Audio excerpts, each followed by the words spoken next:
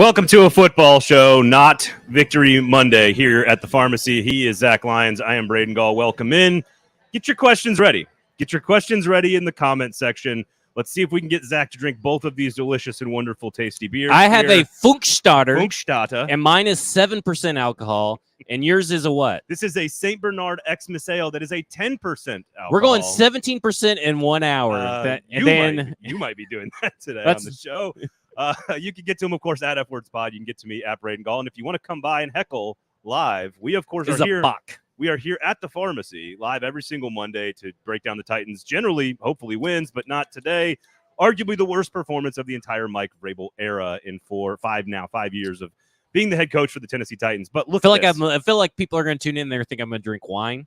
It does look a little pinkies up, but it's okay. You know what? I'm going to drink it like this. We're going to be very judgy today on the show. You know, it's going to be a lot of judging, a lot of judginess about the coaching staff and the players and the performance against, of course, the Jaguars. No crying, though. No crying. We don't cry over losses. There's no crying. We're grown fucking men. There's no crying on a football show. But listen, before we get into all of this crap, like literally, I don't know how much you can see this on the screen, but this is just all garbage on this piece of paper about yesterday. Basically, everything we need to know to break down the game. Amy Adams-Strunk actually did come out and speak, sort of. She had a one-on-one interview with Teresa Walker. Was that enough for Titans fans? We'll get to that a little bit later on. I did have a Heisman Trophy vote over the weekend, which seems largely irrelevant today on the show, but we'll get to that, of course, later on. We're brought to you by the Kingston Group, BuildKG.com, Nashville's locally owned custom home and remodeling firm. Make sure, before you make any big decisions about your house, make sure you check that out. But seriously, where better to hang out on a gorgeous 50-plus degree day in December. And in fact, Mike Vrabel told us in the presser, enjoy the sunshine, guys. He told you. He told you to go enjoy the sunshine. I'm not sure anybody in the press conference is going to, but you should try to enjoy the sunshine. We've got the Funkstata St. Nicholas right here. We've got the St. Bernard Xmas Ale. I may try it at some point during the show, but I'd like to get through the show before having one of those. Overrated. Well, so, again, Pharmacy, Build KG, you got Kingston Group, F-Words Pod, lots of stuff from Zach, of course, on the written website as well, Broadway Sports Media, all the other shows from 440 Sports. Listen, the people are talking Pulitzer. Okay. Bold claim. Well, I'm just saying that the people are talking. The people? The people. The people. The people. Does that involve the sewers? I mean, they petitioned to get an article free. So you're giving away the goods now. I'm just sign up for an insider account, by the way. Yeah, get over there. Insider code Insider 99 cents. There you go. Code annual $50. Pretty good. I had a really tough time figuring out where to start with this, but I wanted to start with where kind of my brain keeps landing. Like we've got all the stats on the drives and the turnovers and Derrick Henry and the offensive line, which I'm sure you'll have a few things to say about. Plenty of Todd Downing conversation, maybe not even about this game per se. Lots of stuff. But the thing that keeps landing on me is that there is just no possible way that it is a coincidence that the week after the largest single move made by Amy Adams-Strunk as the owner of the Titans in firing Jon Robinson, it happens the exact same week of the worst possible performance of a Mike Vrabel coach team against this team, 4-8, the way it happened, the way they crumbled at home late in the season with the risks. We'll talk about all the context. Well, and who specifically crumbled, I think is a good point of contention here. To me, the human element of the last 8 days, or I guess it's 6 days of Titans football, and the human side of every single person inside that building having to worry about their future, knowing if they have a job or not. I don't think you can just ignore and say it's a coincidence that the biggest move the franchise has made under Amy Adams-Strunk happens the exact same week as the worst performance of the Mike Vrabel era. We'll get to why I think that, but I think that is one of the overarching. Those are just two facts. I don't think it's a direct correlation or it's the reason they lost, but I don't think it's a coincidence. Well, I'm sure that's what the radio stations are all going to be saying is that, it's all related. I know that Joe Rexrode kind of alluded to it in his column on The Athletic, which was have only been able to read the titles so far, but I'm not going to say it word for word, but it was like on the week that the owner tells the team that they stink, the Titans go out and play like they stink. and I think that's a good way of just putting it. And he sort of, I read the column, we love you, Joe, but I think it's similar to what I'm saying is, and he kind of goes into some more detail. Again, I think it's the human element of. It's a very tasty beer, by the way. I'm not a dark beer guy. That Bach, that big Bach guy. Funkstata. Funkstarter. I just like saying it. I like it too. Does it taste as good as It is very good. All right. I think here's there's the human element, there's the distraction, all this stuff, and we'll get into why we think this is the impact, because it's hard to say that the offense wasn't prepared to start the game. The offense did an excellent job. Long drive. It was a little herky-jerky, but a long drive. They score a touchdown, of course. There's 2 turnovers, but 4 of their first 5 drives go inside the Jacksonville 40. They could have had 21, 24, 28 points at halftime. They are up early. The offense, Derrick Henry's rolling. He gets 96 yards in the first quarter. He only gets 3 carries in the second half. We'll get to that. But to me, it was about the fragility of the mental side of this team. It was as soon That's a good adjective. As soon as the things started to not go their Fragility. way. I need to write that down. They're fragile. As soon as things stopped going their way and started like they could not stop the snowball. Like they couldn't do it. And I'm not saying it's one player, one person, one coach. It isn't. To me, it was the whole of the last week of stress weighing on you. And combined with the losses you've already suffered. Yeah, and again, we understand the defense missing tons of talented pieces. We understand the offensive line and the roster. And those pieces were not even just Danico. I mean, Christian Fulton, David Long, yes, sorely missed in this game. Yeah, who do you think covers Evan Ingram, folks? Yeah. David Long and maybe Christian Fulton is a part of that as well. To me, it was the entire week built into one thing, weighing on an entire organization, and then as soon as that organization was put to the stressors, they were fragile. They could not hold on, and now Mike Vrabel is left saying we got to eliminate bad football. That's how I saw Sunday play out. I don't know if you agree, disagree. Yeah, I mean, I agree with a lot of that. Like, listen, fire Todd Downing, always. Forever, evergreen statement. It's one time on the show. But you're right about the drives. You're right about that it's the turnovers and execution of the plays that were called. Now, we're talking about in the first half. We are not talking about second half yet. Yeah, we'll get to that. In the first half. The problem I have with Downing and where you could put the blame besides the play in the second half is that if there's a penalty, there's no play in the playbook that's really going to be able to overcome that penalty. If there is a turnover and the other team scores off of it, there's no answer back, shot calling. We are going for it. We are going down to score, and we're going to show that turnover does not fuck with us. And that is the problem with Todd Downing. That's why he, among many other things, is he's not a good offensive coordinator. We have plenty of evidence suggesting it. And I wrote all about it. I believe I read games. On Broadway Sports Media. 47 games of information. That's almost 50 for those that can't count. So you got plenty of evidence to suggest, even with a good offensive line when he had one in Oakland with the Raiders, and even with a bad offensive line, guess what? He's still a terrible offensive coordinator. And that's just the fact of the matter at this point. There's no Shane Bowen redemption story coming around the corner. This was such an easy PR win after the Green Bay game for them to be able to go in and say, hey, we're going to have to fire you, right? We first off, we know that the fans didn't want him, and then he obviously did something that is pretty egregious by all accounts. And then other people's lives at risk. Right.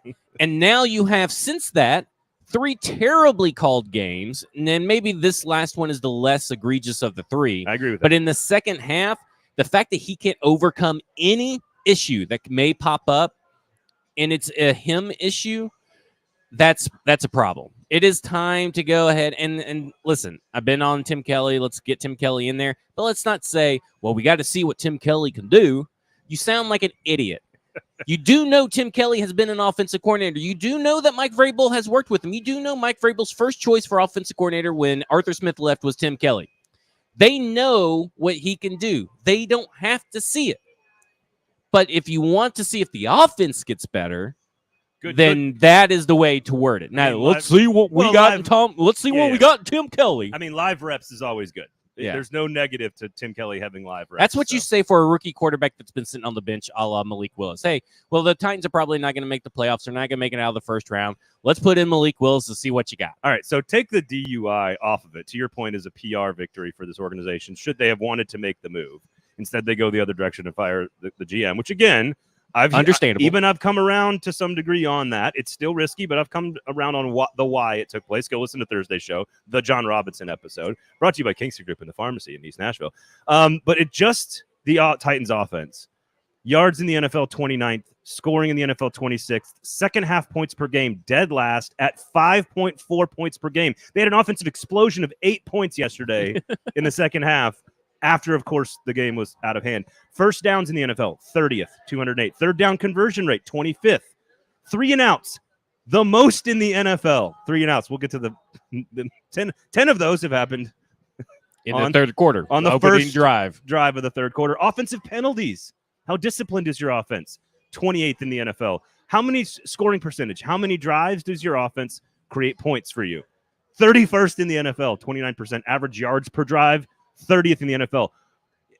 What else does an offensive coordinator do? And again, maybe that's not fair to look at those numbers and say, this game was Todd Downing. I don't think that was. Yeah. I think this game was. This season is Todd Downing. Yes. I think plenty of really excellent elite play callers deal with things like trading away a wide receiver, deal with things like injuries along the offensive line. Everyone in the NFL has to deal with these types of adversity throughout the course of a season. And in 2 years, we have not really seen that ability from the offense. Well, Tim Kelly from the dealt with it defense, last year in Houston when he got more explosive plays after they traded away DeAndre Hopkins, and they have a horrible offensive line. They have no run game. We've seen him do it. It's ridiculous. It's time to stop using the crutch of the players, and here's why. Where do you see more players starting that are off the street? The defense. Oh, yeah. And the defense with those starters at the beginning of the year, and they also had that problem last year, the whole year, with the defense and with players missing and with them having to rotate guys in and out. Don't forget Greg Maben in the Kansas City game last season. He was great last season in that particular game. In that game, yeah. Shane Bowen does more with less. So that is not an excuse for an offense to think it can't be an excuse anymore. I'm tired of people excusing other people's poor decisions and bad behaviors, and that's what this team does. And this coach better, play better is the biggest farce, and we're going to get into it on Football and Other F Words. I think it's the biggest load of bullshit because it's just fake, empty words. If it was a rule or requirement, people would not be on this team that are on this team. So Robinson's out. And again, my whole rant about the stress of the week is not necessarily an indictment of the decision by Amy Adams-Strunk. I'm willing to kind of come around to that and to say, okay, all right, personnel decisions, lack of trust, all the reasons we talked about on Thursday's show. I'm just saying I think that had was the overwhelming impact on this particular game. Not Todd Downing, but Todd Downing. Here's my question. Who's next in line now that Robinson's out and Vrabel's not going anywhere? Who are the next 2 or 3 pieces in the domino that's going to start taking the blame? And it's either Todd Downing or Ryan Tannehill, right? And to be honest, you get look at the number, and I'll have an article out tomorrow with all of the efficiency stats from this game and this season. Ryan Tannehill had the 5th most air yards yesterday out of all the quarterbacks that played on Thursday and Sunday. 5th most air yards.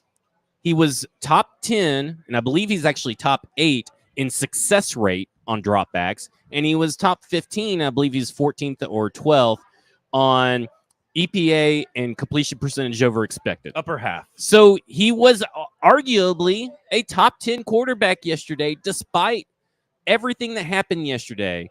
So you cannot shift the blame to Ryan Tannehill, and that's been his season. There has been no team, I feel like, that has treated their quarterback worse throughout the season. Maybe you could argue the Miami Tua concussion game. Okay, that was worse. Yeah, that was worse. But as far as a week-to-week basis, yeah. Dennis Daly being on that field is disrespectful to the 10 other players that play with him on that field. It's disrespectful to the fans. It's disrespectful to the media. And it's downright fucking insulting what they said all last week. Ridiculous. Get that man off the field. I don't care if LaRaven Clark is worse. I don't care if Dylan Radins is worse.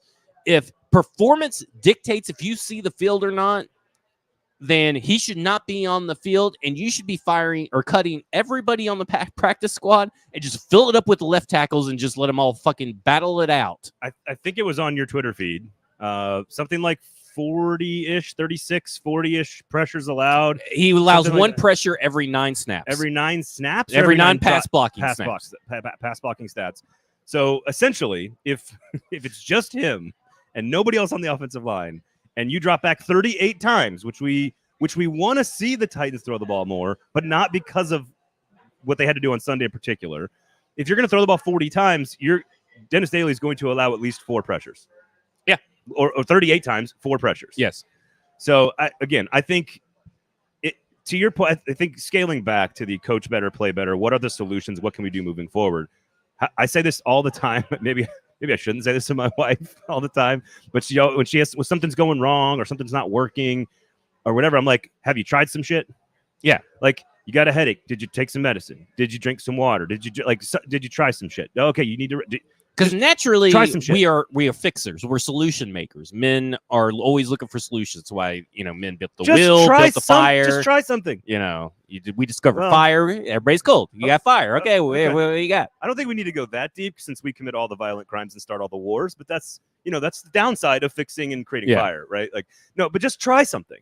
I think it's what we're at with the left tackle position for the Tennessee Titans. It's just show us that you're trying some shit. Or send Daly overseas. I mean, if you want to do that too. The coach better, play better thing, to your point, does not apply if you continue to allow a person who is not good at his job play in the role. So I don't, again, the NFL is a meritocracy. And if you're not doing it looks great on a wall above the thing, kind of like Believe in Ted Lasso, but give me a fucking break. If you are not going to do your job, you need to find someone that can. That's it.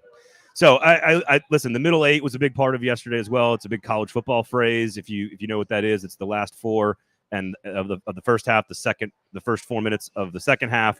And Todd Downing has been atrocious in the second half to come out of drives. Again, 10 3-and-outs. They had their first 3 offensive possessions in the third quarter on Sunday against the Jags were 7 plays, negative 26 yards for a minus 3.7 yards per play, which is really, really hard to do. Penalties, of course, are a factor in there.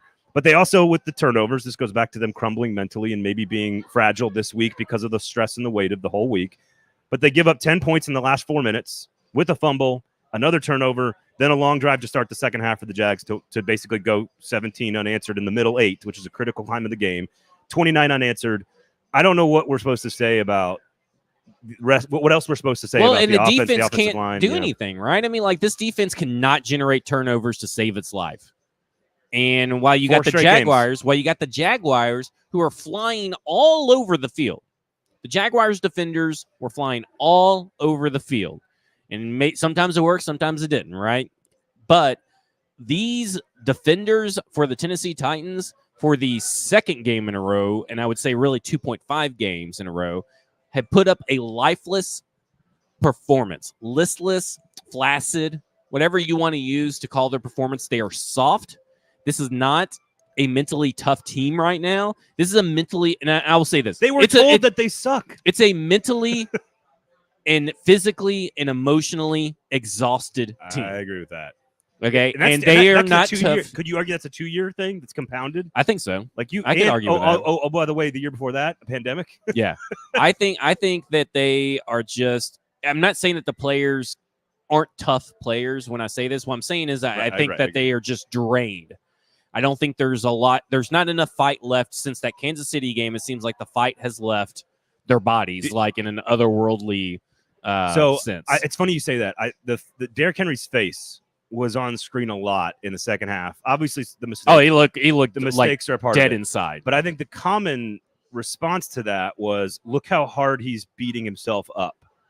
And I think while that is the surface level explanation of what he looked like, I think you're getting to something here that I hadn't really thought about, which is I saw a man who was exasperated by the entire situation of having to carry an offense on his shoulders for the better part of 3 years. Someone literally said that in a chat today and said almost exactly what you said. He said that looks like a man that is tired of having to carry a team for 3 freaking years. He didn't fumble until his 272nd carry or touch. I guess I should have looked this up and looked at because he fumbled off a reception. Technically, it wasn't a carry, but he had 272 carries at the time of his fumble. Had not lost a fumble. Now he fumbled and Treylon Burks scored. So he's had a couple of fumbles. Obviously, there's one later in the game where there's clearly a miscommunication between the snap going to him and Tannehill and the center and Ben Jones or whatever. But 272 carries is a season for 99% of running backs. That's a whole year. For Derrick Henry, we're in week 13 and he's doing that. 13 games and he's doing that, which means obviously the workload is extraordinary, which we know. Let me ask you a question. If Mike Vrabel had to choose last year Okay, after the offseason's over, it's March, and he knows that he's going to have to choose between Derrick Henry and A.J. Brown. Oh, man. Who do you think he's going to choose? Because I find it very odd that Derrick Henry. Because isn't that a great question? Oh, damn! Because you have the evidence that he was super fucking upset that A.J. Brown was traded, but you also have the evidence that he knows that to win games in this particular roster has to go through Derrick Henry. But he knows that he won games with Deontay Foreman and Dontrell Hilliard last year. Man, so I ask you. Jon Robinson is gone. Derrick Henry fumbles twice. Has that demeanor on the bench. Has the poor body language after in the press conference. I'm not saying there's something there to all that, but there's a lot of ancillary evidence right there, right? So yes, it's a lot of. It's just a lot of speculation. Yeah, I would say this. The more interesting question, maybe the way you word this, that I think creates a really interesting debate. Now, some of it is recency bias because you come off an 8-game stretch where Deontay Foreman looks really good and you win games because of it. And he's looked really good for the Panthers. And AJ takes over against San Francisco on a Thursday night and he's amazing and all sort of stuff. Finding running backs we know is easier. The question is, would you rather have an elite receiver at $58 million guaranteed, 80, 85, 100, whatever the number is in the contract, versus a running back at whatever it is, 10, 11 million in terms of a contract?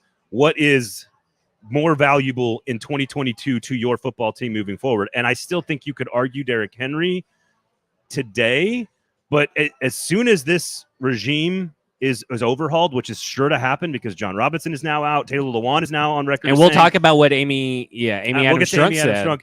I also think that's a part of the problem here was this particular game was what Amy Adams did because, again, she says in the interview with Teresa Walker, we're not in any rush. We'll wait till February. Then why create this distraction for your team in the middle of the season if it doesn't really matter? And so you can do all the research. And you can say that it's fair for Jon Robinson, to go ahead and just get him out. But let me say this. It's very unlikely GMs get second shots. It's very rare. So you're not really doing anybody a favor because you're paying them anyway. And why would I be I'm not rushing to go work after I just worked probably, 24 hours a day, 7 days a week for 6 or 7 years. That is a fantastic question. I don't think it's fair to ask that question specifically of Mike Vrabel at the end of last season. I think you could ask it in a general sense. Then aren't you just saying that it's revisionist history if you ask him now? Because I do wonder if that's good. It's good. It's a very good question. Where do you think Mike Vrabel would want to, if he knew, because his aim is a Super Bowl, right? How about this? In his heart, he wants it to be Derrick Henry, and in his head, he knows it's AJ. Probably knows it's AJ. That is a good way to put it. I like that. God, we're on the same page today. Here at the pharmacy, of course, it's all the good vibes, and it's probably the Funkstadt St. Nicholas right there that Zach is consuming. Make sure you get to him on Twitter at @FordsPod. You can get to me at Braden Galt. Stoney is around here somewhere. Is he really? I don't know where he is. He said he was here. We'll see if we can find him. But we're at the pharmacy. It is gorgeous. It is over 50 degrees here in December. Chat. In December, over 50 degrees, and you can sit here and look at this beautiful weather. We got people enjoying it out here at the pharmacy, of course, in East Nashville, McFerrin Avenue. Great place for beers, great place for burgers. You got your locally sourced beers, locally owned and operated since 2011. And Stoney, if you're truly here, I'm staying actually to have lunch after the. I think he is. Okay. I think he is somewhere. We'll find him. Also, the Kingston Group, buildkg.com. Make sure you check them out. If you're going to make any big decisions about your house, if you want to rebuild your front office, you want to rebuild your coaching staff, call Kingston Group. They'll have a nose-to-tail plan from start to finish. And, of course, buildkg.com is the website. Nashville's locally owned and operated. See, you messed up my spiel. Nashville's locally owned and operated, award-winning custom home and remodeling firm. There you go. Look at that off the top of my dome. I want to get to 2 comments, and they're both by Jason McDonald, who is probably going to be top commenter of the week. First one. What do they get for being? Nothing. Okay. Their name said. They convincingly lost 3 straight weeks. They lost because of the presence of Robinson, not the absence. I like that. I think I think the coaching staff also gets, and the players. I think everybody shares in the blame in my opinion. He meant the chat. You gave my hopes up. Oh. And then he also said if you asked him now, he'd say, I used to have both. Talking about A.J. Brown, Derrick Henry. Well done. Jason Stoney does say he's here in the chat. Okay, so look, Stoney, you told me you were going to come out and hang out with Zach today. Well, to be fair, we didn't come. Oh, did he? Yeah, you just showed up right here in the chat. Yeah. Lazy bastard. All right. Kingston Group Pharmacy, come hang out with us. Okay. Do we want to get to Amy Adams? Is that where we're going next year? Or you got more stuff we want to vent about? I would like to talk about this defense a little bit more, just because I'm not sure what to say. Well, I want to talk about AJ. I want to talk about Roger McCreary. AJ Moore. You know how everybody said, "Oh, the short arms and everything wouldn't be that big of a deal." Come on. It turned out it was a big deal. You're gonna make me drink about that. Turned out it was a big deal. He's a good football player. Now listen, let me say this. I think I had to bring that up. I think that McCreary, NPF, Chig, and Traylon Burks, and even Kyle Phillips are going to be turned into really good players. Pretty good draft class. They got to stay healthy. They got to clean up some stuff. And obviously, Roger McCreary and Nicholas Petit-Ferrer have hit that rookie wall, right? I mean, like, when you play every game, there is a rookie wall for certain players. For sure. And they have hit it. But I think that when you're a GM coming in, and this will lead us into Amy Adams-Strunk, whatever GM that she chooses at the end of February or at the beginning of March, whatever GM that she chooses next week is coming in with nice pieces to be able to look at and say, hey, I can build around Christian Fulton. I can build around Jeffrey Simmons. I can build around Amani Hooker, whose contract I'm now stuck with. I can maybe sign David Long. I can build around Roger McCreary, Chigakonkwe. A lot of nice pieces. The problem is young pieces for sure. Or the way that he's going to have to tackle it is almost identical to the way that Jon Robinson tackled from 2015 to 2016. Aggressively improve the offensive line. Yeah. And in whatever GM it may be, and we'll talk about Amy Adams-Strunk because she has said that essentially, if that person, they feel that the best person to get us a Super Bowl is on a Super Bowl team now, then we'll wait till February when the Super Bowl is over. Let it be known that this week there is an NFL league owners meeting, and they are having, and I was the first one to break this story as far as who's going for the Titans. Nobody else did. Boom. Nailed it. That they are bringing, every team is bringing one representative, whether it's a coach of or a front office staff person of minority or a female. They can bring one person, whoever. Does Amy Adams-Strunk count? No. Because they're bringing Brian Gardner. Okay. She's an owner. The point is to introduce these staffers to owners and put them front facing for other owners to go talk to. Guess who's going to networking opportunity, right? Yeah. Okay. Well, guess who's going to get a little jump on some of these up and comers, some of these well respected and intelligent candidates that are coming through on this thing. There's a lot of good names on there that are well respected from their own team. Guess who's going to get a jump on their GM interviews? Amy Adams-Strunk. So 100% agree with you pointing that out, by the way, and it being an important thing. You could still go and get a jump on the interviewing process without publicly firing your general manager. True. So let's get to what she said. She had to sit down with Teresa Walker. I think the number one, first of all, she sort of owned everything, which I respect. Having the conversation, fine, I respect that. Teresa is not a pushover, so Teresa is not going to just sit there and lob softballs.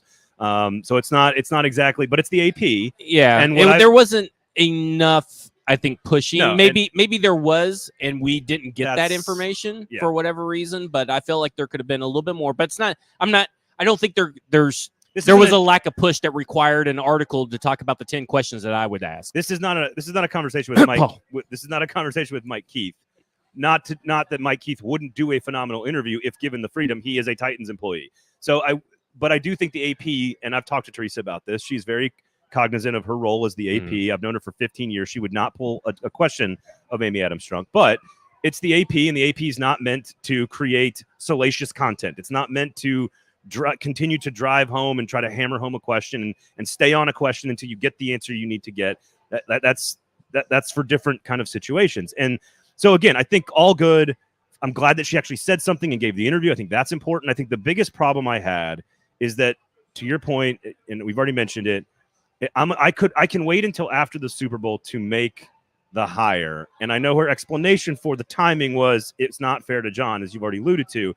I don't think it was fair to the rest of the team to do it when they did it, heading into a critical clinch the division moment where it clearly, the weight of the week, again, I'm not saying the decision was wrong. I'm saying the weight of the story, the weight of having to answer questions, the distraction, looking over your shoulder, the timing of it all makes no sense. If you're willing to wait until February, that makes no sense. So there's no rush. Why do this to your entire organization? Right, because That's my question. That's what because when everybody questioned the timing, right? And you know, we did it on Football and Other F Words. We've done it on a football show. It was like, okay, well, we understand why now. Well, you got to, you know, maybe find some people, get a jump start, get your scouting. Scouting's about to kick up. Well, if you're waiting until February, that all goes out the window. And all your guys that you have currently running everything are still in place to run everything. Yeah. If you want to just keep it all in place. Yeah. Like, you're not getting rid of everybody in the scouting department. Well, you can't because, you know, Jon Robinson didn't. When Jon Robinson first got the job, he went through the scouting process with the old scouts in 2016 and then fired everybody, started trickling in and started bringing in his own people, started firing who he needed to fire and promoting who he needed to promote. He made all the personnel changes then. So in my mind, now it's like, now we have a story, right? Because now she came out, she talked, and now Still think she can answer questions, by the way. Yeah. But now we are beginning to see a clearer picture that it was more than just, well, we knew that we wanted to go in a different direction, so let's go ahead and fire Jon now. No, there was an untenable situation that could not last a month and a half. I mean, right? I mean, don't you have to get to that point? And you said this on Thursday's show, and this happens in all sports. This happens with hockey coaches. It happens with GMs. It happens with quarterbacks. It happens with every sport where a clean slate, a new voice, new leadership. It could all be a positive thing for a fresh start. Like everyone says, you always get buoyed. And you know what I was thinking about? Yeah, go for it, big guy. You know what I was thinking about? Because you had said that. Medium guy. I feel like big guy. I've been losing weight. You haven't really mentioned it, but I've been losing. You look amazing, by the way. You look streamlined. Thank you. So what was I saying? Oh, yes, the clean slate, fresh start, new voice. You know, even I was watching practice on Friday, videos on Friday, and I'm going, I wonder what's going through players' heads, personnel people, the coaching staff, everybody on that field, knowing that he's not up there towering over the entire situation. Well, hell, did you see what Deshaun Kaiser said? No. Okay. Okay. So this goes to the towering over the field, right? He literally is up in the thing, and if you don't know. So the day that Deshaun Kaiser got cut, he was throwing to some guy out in near the field goal post that's like not tall enough to catch a ball or whatever, and he threw one errant pass, and it landed next to Jon Robinson because the other guy didn't catch it, and later that day he got cut. I mean, that's completely anecdotal, but I do. But I'm saying, but you know, he said maybe there was a little. See, I thought there would be less pressure, right? And so that's what I was getting to is that situation and that new lightness, right? That airiness, the human psychology of sports, which clearly this team felt on Sunday. In my opinion, Jacksonville is not a better football team. Are they getting better on offense? Do they have some weapons? Are they a more established franchise without Urban Meyer running the shit show? Yes, of course they are. But there's no way at home you turn the ball over 4 times and play that sloppy in that situation if that lightness was actually taking place, and it clearly wasn't. It clearly affected the team, and that's why I question the timing of the decision here's I know we're kind of venturing a little bit backwards. I know we need to, but I do want to say this: if Christian Fulton was out there, or David Long was out there, this is a totally different ball game. You cannot tell me. Fair. I think that's fair. You know, I said on Monday. I said on Monday, if Treylon Burks misses this game, I do not care because the Titans are a better team. Well, that team included Christian Fulton and David Long, and it did not include them by the time it rolled around. A healthy Jeffrey Simmons. But this goes around to Amy Adams-Strunk, who said that the team, she basically just came out and said in her words, this is not a Super Bowl team. So you've just sent the message, and maybe this is why she shouldn't be talking to the media, to be honest with you. Maybe she needs a little bit of prep. Listen, she's not one to do a lot. Yeah. That's not her Well, style I'm not going to either. dissect her arm crossing that she's defensive because let me tell you something. If you actually knew about human behavior like I do, that sometimes arm crossing, leaning forward is a sign of trying to protect yourself because you are in a sense of anxiety. And if she is not a person that likes talking in front of people like she is, then she's probably just comforting yourself. She could be defensive. But either way, we don't know because we are not her psychologists or psychiatrists. And I am, but most people aren't FBI You're profilers. literally the armchair psychologist. Yeah, like, for Amy Adams. I mean, give me a break. I mean, this article about PK was just horrendous. Bad form, in my opinion. But I think when you talk about did you get enough and are you satisfied with Amy Adams-Strunk's answers? I think if you ask most media members, no. Yeah. But I think if you ask most fans, Yeah. yes. Do you think it clarified the internal situation? Because she basically said, and I don't think there's any other thing she can say, frankly, but she basically said, like, I'm willing to take any candidate outside. I do like the one thing she did say that I really, really loved was basically Mike Vrabel's not going to be GM and coach. We're not going to have one person doing both of those roles. It's just not enough. It's too much for one person to do. It's probably just bullshit, but I get what she's trying to say. But I mean, I agree with it. And hopefully, again, could there be a 20% GM role for Mike Vrabel where he has veto power? We've talked about all that. Again, go back and listen to Thursday's episode. I do think that I like that part. She said the right things in order to say, like, it was my decision. It's my team. I won a Super Bowl. To give hope. Yes, we are turning the page into a new level of expectation. We want to compete for championships. And I think a lot of that stuff, to your point, is received very well by the fans. I just don't think it helped the team. It may help the team long term. And I think that's the argument, is that changing the GM is going to help the team long term. But it certainly did not help this team's mental stability when it was 14-13 driving down the field. And I'm not saying that Derrick Henry fumbled the ball because of mental stress. I'm saying that things continue to build on themselves. And as the game unfolds and all of a sudden you look up and you're down 13 or down 14 in the third quarter, you have to respond. And it's very easy to be out of your element when everyone in the building is questioning their job security. That's just I think that's human beings being human beings. I'm fascinated to see what they do this weekend. Well, when we talked about this firing, you brought up essentially, the small target that you're shooting for. And I said pretty much I don't think it's a small target, but for the most part, I said I trust Mike Vrabel and Amy Adams-Strunk to make this decision, make the correct decision.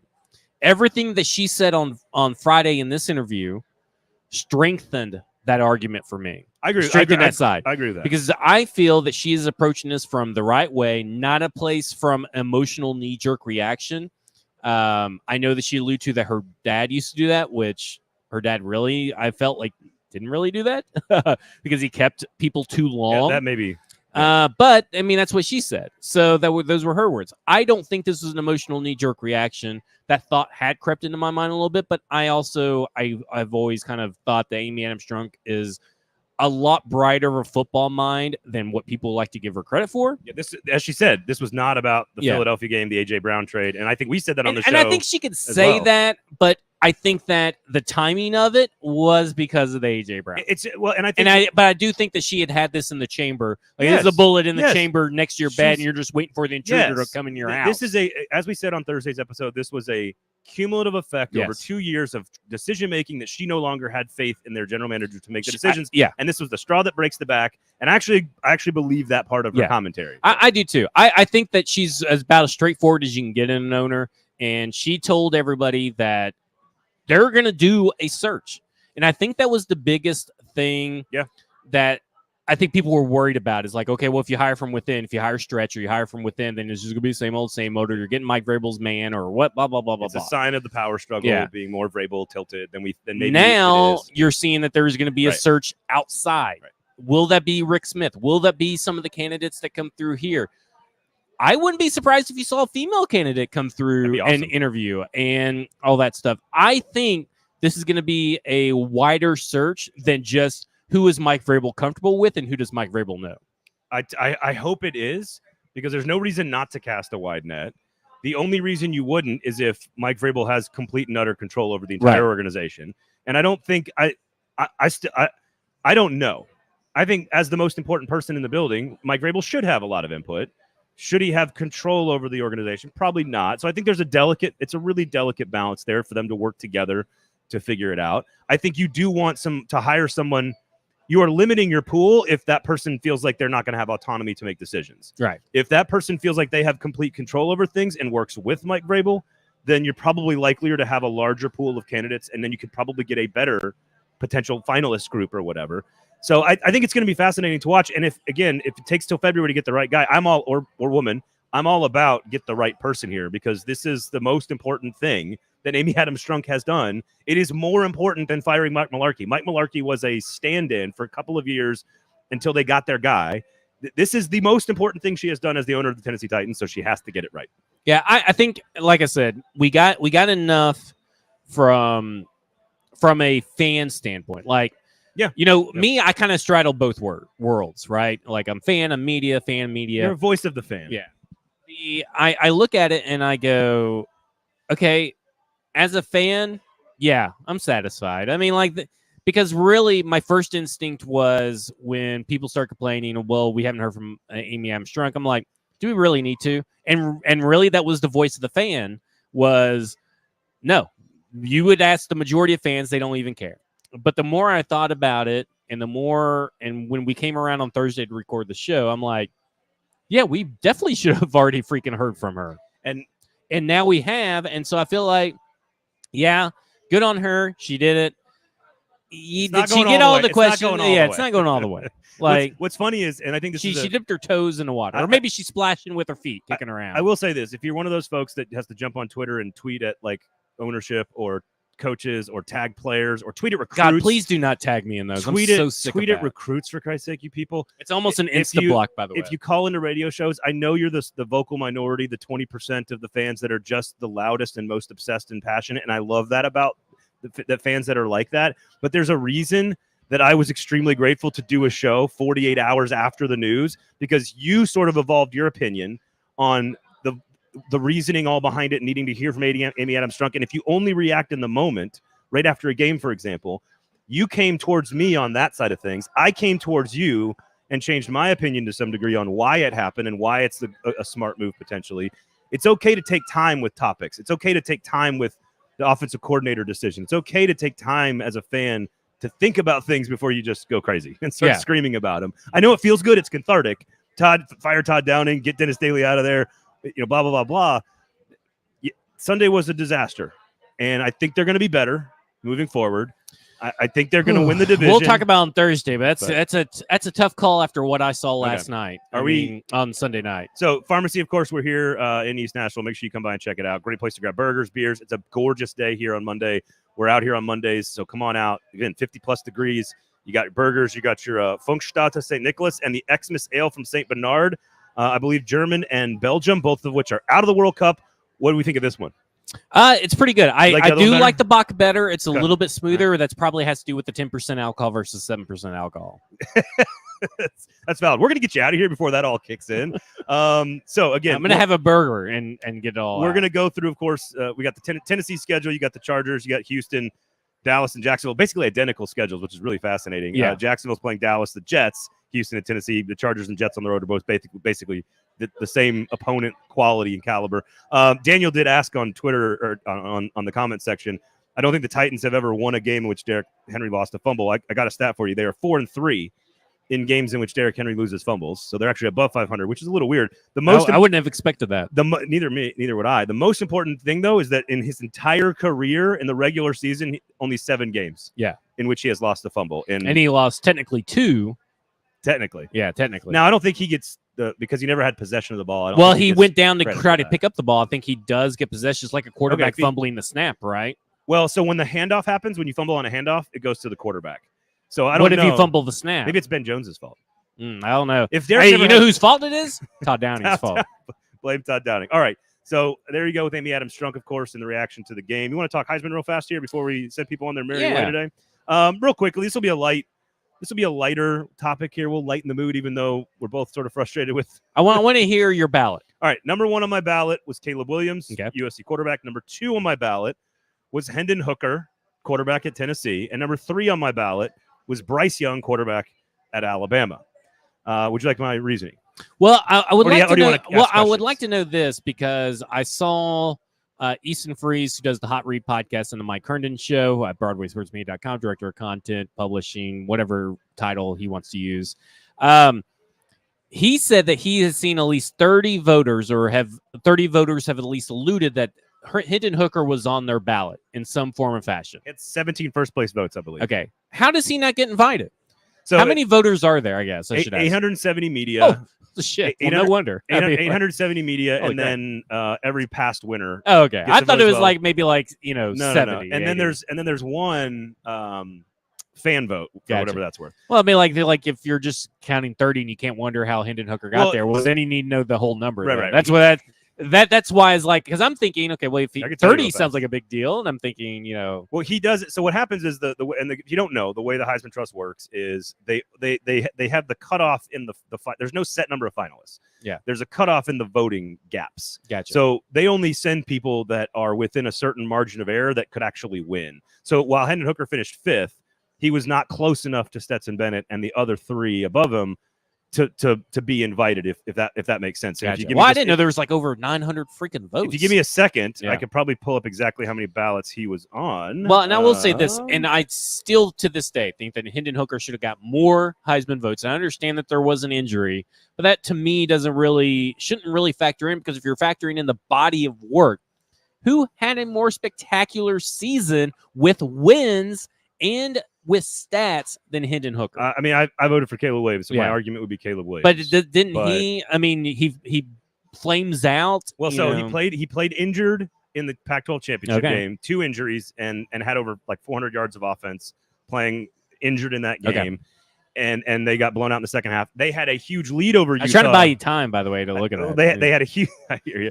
They had a huge lead in the second half. And again, I think, look, if Hendon Hooker doesn't lose to South Carolina, because he didn't play well in that game, it wasn't just the defense. He played poorly in that game too, and he missed a lot of throws against Georgia as well.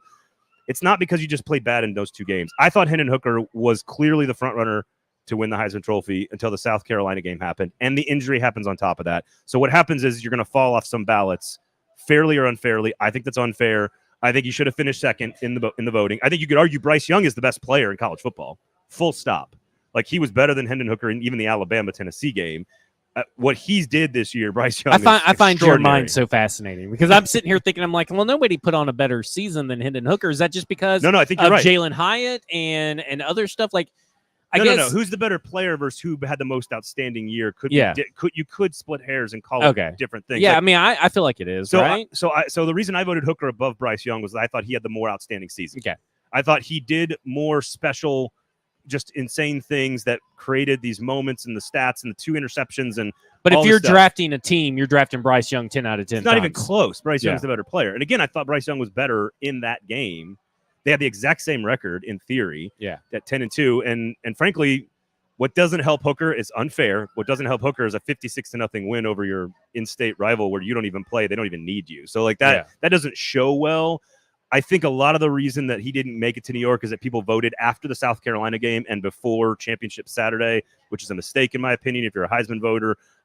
So again, Caleb Williams, if you look at every single criteria, who was the most outstanding player, most valuable to their team, statistically most productive, and the biggest must-see television nationwide from coast to coast, it was Caleb Williams for me. Gotcha. So I voted Caleb Williams 1. I voted Hendon Hooker 2 because I thought he was the second most outstanding and extraordinary player with big moments and huge production and great statistical evidence and value to the team and all the different criteria.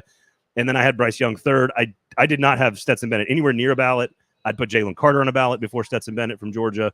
I did not have Max Duggan which is interesting because you were a big Max Duggan guy before the vote. Leading into the weekend of the vote, you were kind of a big Max Duggan guy. Duggan would have been 4th on my list. Do you think the crying helped him? I think carrying his team to victories on final plays and final drives and in overtimes and just like the sheer willpower that he exuded. And some of it is his story, like being benched, first-year head coach, coming back off the bench and then winning the job. Like, I just don't think he had enough outstanding moments and better production. Again, Hendon Hooker more efficient, Bryce Young better player. I could argue Alabama's the better team than TCU, which I have. I have no problem. I have an issue with Hendon Hooker not being top 3 for people. But eyes are the beauty of the beholder. You can vote how you want to vote. And the fact that Stetson Bennett got up there in New York, that's a little ridiculous to me, but I'm also not going to lose sleep over it. It is what it is. It was an extraordinary season by Hendon Hooker. Nothing could take away the memories. You haven't mentioned C.J. Stroud throughout this whole thing. Where do you land on C.J. Stroud being up there? And a lot of the pictures for the promos for this, he looks really fat. He has a fat face. He has a fat face. He is far more deserving than Stetson Bennett. Yeah. Okay. My issue is that I think there just wasn't enough. There weren't outstanding moments. He wasn't maximizing this great wide receiving core they supposedly have. Big game against Notre Dame. He was okay against Iowa, another one of their top competition this season. He was kind of against Michigan. He was, nothing. He didn't do anything really against Michigan, the most important game of the season. So CJ Stroud's a great player. It doesn't take away from how great he is. It just, I didn't see enough of all of the things you look for, which is statistical production, value to your team, big time moments, outstanding must-see television. Like, you put it all together, and Stroud just wasn't. He wasn't there for me. He'd be ahead of just Stetson Bennett, who, again, I don't think have. If you put Bryce Young or Hendon Hooker or any of the other quarterbacks we talked about on Georgia's offense, holy shit. Yeah. Like, it's not a knock on Stetson. I'm not trying to rip on the guy, but like, give me a break with him. Because you are a big Stetson guy. I think he's a great quarterback. He's a great college quarterback. He is going to have a statue outside of the stadium at Georgia, and he should. Yeah. Especially if they win a second title. It doesn't mean he was one of the foremost outstanding players in college football. He wasn't even the best player on his own team. Like, can I tell you something? I've enjoyed talking college football this year. It is the most I've ever talked about college football. This is the most I've ever watched college football, and since I was a kid, feels like pretty much maybe college years, I guess I should say. But I am so looking forward to the NFL draft / rookie quarterback talks with Will Levis and with Anthony Richardson and with wide receivers, and then who's gonna? The off season. It's gonna be fun. It's gonna be a blast. Do you feel like you have? Now, first of all, have you enjoyed it more because of the show? Oh, yeah, it's definitely the show. Do you think you are more here's what I think is I am more prepared to go through the draft process because I'm a college football junkie on Saturdays. Like, watching them do and it's not about combine, it's not about the little things they do right or wrong and the hand size and the arm. It's about, what do you do when the lights are on? Do I see you flash to the ball in defense? Do I see you make plays on offense? Like, it's just about, you could just watch a guy over 12 games and be like, it's kind of like, I think it's going to be a good discussion about like guys like Jalen Hyatt, who a lot of people think that he's a route technician, and he's really underrated in that regard because he goes on deep balls and stuff. And I think it's going to be really interesting to talk about where does he place among the wide receivers. A lot of scheme. Yeah, a lot of scheme, but apparently he's really good at selling routes. So if he's really good at selling a route, I mean, I'm just saying what other people have said. I always go back through and just watch film and watch stuff. But it'll just be, I think this is going to be, because it's such a top-heavy class in a lot of important positions for the Tennessee Titans specifically. This is a bad time to probably have to go through a draft and have to replenish your offensive line, have to replenish your wide receiver core. It's kind of why I'm alluding to, I think that possibly Robert Woods will probably be sticking around. Everybody should kind of, he had 2 nice catches. Look at the free agency pool. You'll probably see why. Yeah. There's a lot to this offseason for the Tennessee Titans in particular that's going to make this show, I think, in the offseason, like, not miss a beat. Here's the Tennessee name that Tennessee Titans should know. Darnell Wright. Yeah. Fully agree. There's the name you need to know. Listen, it was silly that Hendon Hooker wasn't in New York. He was number 2 on my ballot, so don't blame me, Tennessee fans. But here's what I will say. It shouldn't take away from the memories he created and the season that you had and like all of this 10-2 thing that you've accomplished this year, Tennessee fans. Enjoy it and embrace it, and don't let some silly voters voting for the Heisman take away from any of the stuff that you accomplished and achieved, and will never forget the rest of your lives, like throwing goalposts. Well, it's a shame for Hendon Hooker that his season ended this way, because he was going to probably win the Heisman if he had stayed healthy. And they would have made the playoff if they beat South Carolina. They would have probably made the playoffs if they would have beat South Carolina. He probably would have been a 2nd or 3rd round pick, and now he's probably going to be a 5th, 6th round, 4th round kind of pick deal. We'll see. It's just so interesting. I cannot wait to talk about Anthony Richardson versus Will Levis. I mean, like, I'm just this whole Bryce Young. Yeah. Well, it's obviously Bryce Young is number 1, but I mean, like, it's just going to be so interesting because do the Tennessee Titans look at Anthony Richardson down there, when they're picking in the 20s and all that kind of stuff? It's just, who's in charge? Who's picking? I don't know. I mean, like, it's just season is so good, man. It's going to be great, and I think that a lot of the people had the Houston Texans taking a quarterback, Will Anderson with their draft pick, but now the Panthers have come the opposite way. They've started winning. Now you have the Jets are winning. You have all these teams that need quarterbacks are actually winning. Yep.